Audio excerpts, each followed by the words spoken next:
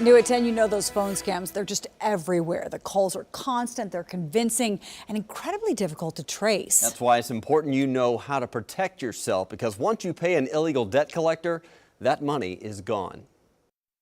Most of us have answered a phony call at one time or another. We received a request to execute a default judgment and place a lien on any bank accounts or property linked to your Social Security number. Scammers using personal information and pretending to collect a debt. This came in for an amount of $4,842. According to MarketWatch.com, phone scams cost Americans an estimated $9.5 billion last year.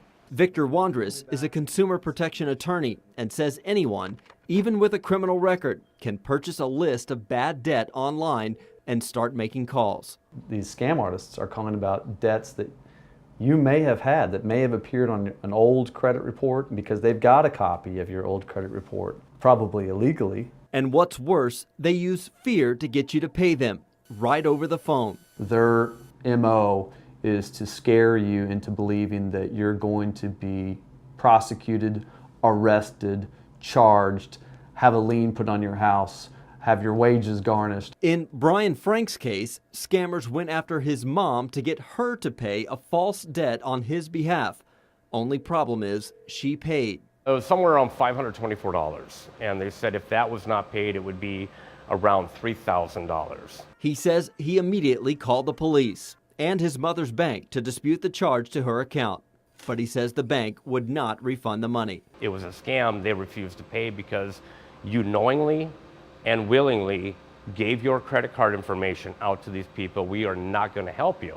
And the police can't do much if the call comes from out of state or even out of the country. Technology has made it easy for scammers to use a computer to robo-dial thousands of people a day.